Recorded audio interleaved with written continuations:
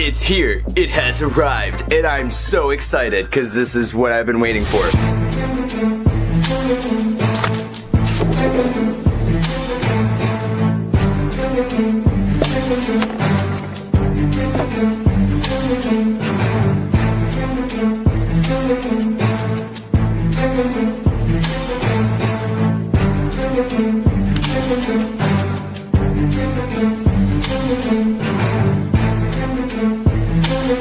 It's here and I'm super excited. It came yesterday and I got to use it, and then today I'm actually gonna talk to you guys about it because, you know, I haven't had a lot of alone time. My dad's been sick and he's been home all the time and just sleeping, and his room's on the other side of this wall, so I can't really do anything when he's there, but he's at work. Yeah! So I can talk. So right now we are using the Rode Video Micro connected to my Rebel SL2 camera. We got the 18-55mm lens on right now, you know, ISO 200 and a 4.0 aperture, 50 shutter speed, because we're doing 24 frames per second, because, you know, why not be cinematic, because it's easier for me, and it's less frames per second, smaller files, easier to do, and because I feel like it looks cooler. Love having that shelf there. Everything is just so convenient now that I have that shelf there. Like, it's so nice. That's that thumbnail for you. 3 feet! Ow, that hurt. 3 feet, which is like half the distance as it was when it was over there in the corner, and it was like 6 feet. So you're probably getting like a slightly better audio quality from there, but we're about to turn up the notch with this Shure microphone here. Beautiful classic microphone, you know, that Michael Jackson Thriller microphone, that classic podcaster microphone. Y'all know Joe Rogan, this is that microphone. But here's the thing, let's switch the audio right now. Let's just do one of these. Yeah. All right, ready? And now when I turn the recording on this, and then I have the audio already going on this, I always like to do little claps, and then you just align the audio clips that way. There's probably a way to do it in Final Cut like automatically, but this is just how I do it. So I just turn the gain all the way up to the max on my Scarlett 2i2, and we're about to switch from the camera to the microphone. And you can notice that instant switch, you know, like microphone and the camera. The camera, even with this cinematic radio voice, it just does not sound as epic as when you have the microphone. And the microphone just sounds so broadcast. It's amazing and I love it. Yeah, so there you go. That's nice when you're literally 3 inches away from the microphone, but sometimes I don't want to eat the microphone. So this is where the FetHead comes into play. There you go, now you can see that. Oh man, that autofocus is just so cool. God, Canons are awesome. Anyway, let's switch that up. So again, we're back on the camera microphone here. So we plug in. I could not find a video of someone actually setting it up, so here's a video of me actually setting it up. We plug in the FetHead here, and then we plug it into there, and it's that simple. It's literally that easy. I still have the gain on 10, and I'm gonna turn that down to about 5, and then I'm gonna turn on phantom power. Boom, just like that, done. Now we are using the FetHead. Same distance, but half the gain. So you might be like, okay, yeah, it's half the gain, so what? Well, now I can do this. And now I can position the microphone down here and turn the gain up just a little bit. We're about 8, maybe 9. Couldn't tell you. Actually, probably more like 7 or 8. And I'm just looking at the little green halo ring, and I'm trying to get it so that when I talk, it's pretty much solid green with a little bit of blinking. And then I'm looking at my Audacity meters here, and I'm trying to fall in around, you know, between -6 and -12 decibels. Okay, there, I've fixed it. Now you can see now that the microphone is not in the camera shot, but yet you can hear me. You can hear me very well. And now if we compare the camera microphone, the Rode Video Micro, and then we compared the Shure microphone, which is, you know, about half the distance, so it's not like a fair comparison. We got the, we have the Rode microphone 3 feet away, but we have the Shure microphone about 1.5 feet away. So again, we're just having that difference every single time. So we went from the 50mm lens, putting me all the way over there, added some lights, now I get to use the 18mm lens and I can get you a little closer. We added the Shure microphone, and then I had better audio quality, but the microphone was in the shot. So I added the FetHead.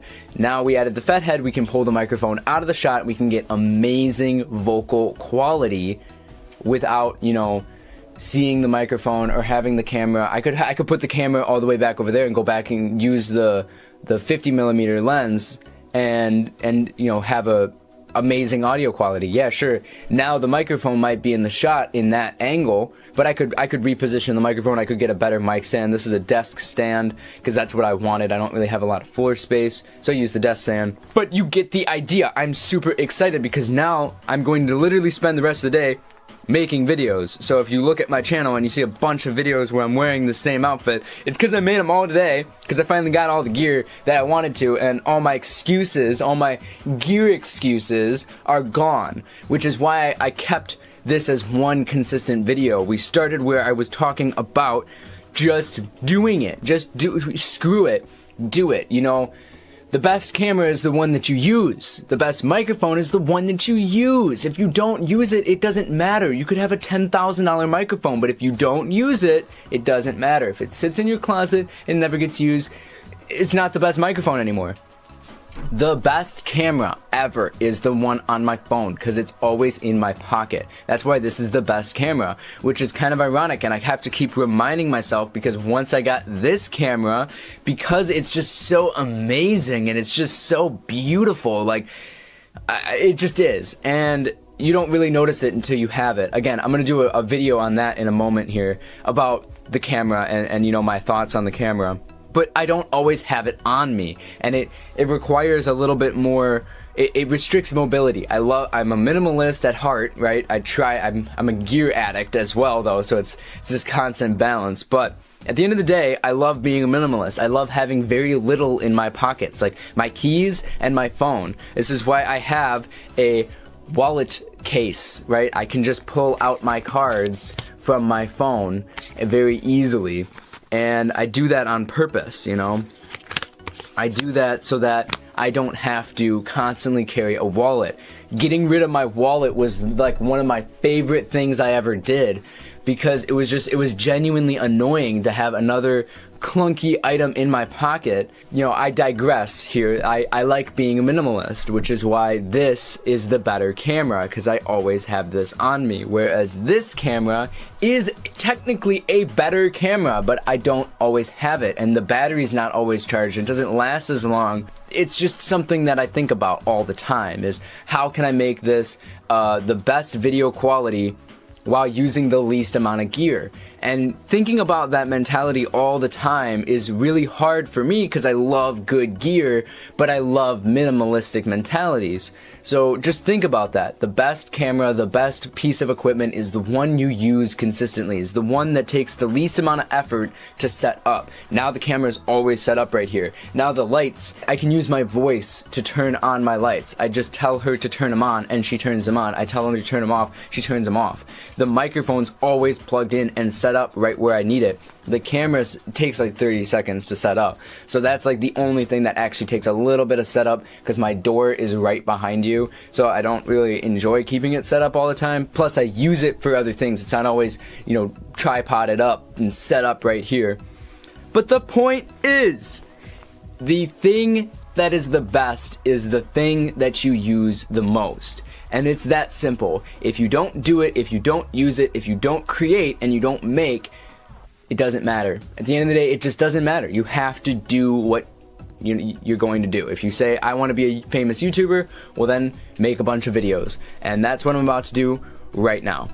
So thanks for watching. Please subscribe and smash that like button, and then check out the links below because I put a bunch of links in that description for you. Be sure to check out the little eye. There's an eye in the corner up there, right there. And I put videos in there for you that are related to this video, as well as right about now, you know, some other things pop up. Like we got some videos on the side over here, and then we have like my little icon for you to subscribe if you haven't already. Check out my channel. Check out the playlists that I create, because I put other people's videos in the playlist, so it's worth your time. But yeah, thanks for watching. I hope you enjoyed this very long video and extensive review on the FetHead, and I hope you enjoyed the audio quality, because I sure as hell do. Peace.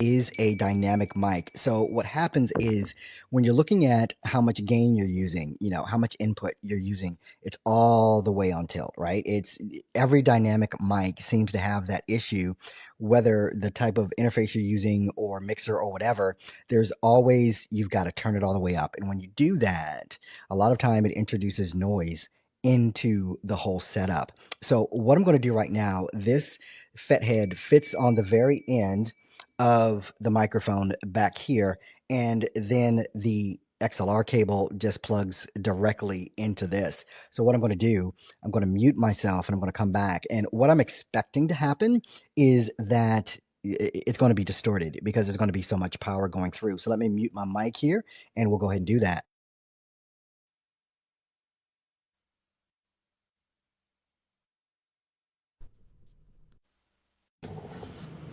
Okay, and as I suspected, it's extremely hot. Now what I'm doing is I'm turning down my input. My input up here was on about 48 dB of gain. You can hear it's distorted, right? You're hearing all that. So now I'm turning it down, and now we're down around 30 dB of gain, and it sounds amazing, right? So we don't have to worry about having all that input come in with the gain on our audio processors. And like, for instance, what I'm doing, this microphone, the pod mic is plugged directly into a piece of gear called a DBX286S. DBX286S, which is a vocal strip, and it helps cancel out some of my background noise. And then that's plugged into my PreSonus audio box USB 96, right? And so what's happening right now is I'm getting a lot more richness. I'm getting a lot more depth in what it is that you hear from what you heard from the beginning. And so I'll kind of probably loop in here back right here. This is what I sounded at the beginning, which you're hearing the sound quality of this right now. One of the things that comes up, and the reason why I went ahead and got this FetHead, this is what it looks like here, and this is what I sound like now. So you hear that there's a drastic difference. Maybe drastic isn't a good word, but I'm hearing, and that's why I have my headphones on, because I want to literally hear everything that's going on. So this little piece of gear, and I'm looking for what it came in, which it was just, I mean, it's this little box here, round box, and then it's got a little carry case with it for the FetHead Phantom. Now, if you're using a dynamic microphone, whether it is for your podcasting, your live streams, even voiceover, you're probably going to want to get this so that you can make sure that you're getting every bit that you can get out of your microphone. Now, one thing you want to be cognizant of, when you plug this in, you want to have your phantom power on. Now, obviously, dynamic mics don't take phantom power, but when you take a look at this, it's only phantom power to the unit so that it can power the unit, and it's not powering phantom power to your mic. That wouldn't work. So you want to make sure that you've got your phantom power on going directly into the FetHead so that it can power the microphone. And you can tell the difference in how it is that I sounded in the beginning and how it is that I actually sound now. It's a much better sound, at least in my headphones it is. I hope that's coming across in this video as well, so that you can definitely see that. So if you're a person that does live streams, a person that produces an audio podcast, a person that produces video, kind of like I'm doing right now, a person that even does voiceover, you may definitely want to consider getting this little piece of gear. It's only, I think I paid $89 for this. It was either $89 or $99 for the FetHead, and it makes a drastic difference, at least to me. It sounds like it makes a drastic difference in how it is that how my audio is being perceived, and the richness and the tones and all of that. I'm loving how it sounds in my headphones. So go ahead and grab this piece of gear and rock out your audio, and I'll see you on my next live or my next video. Take care.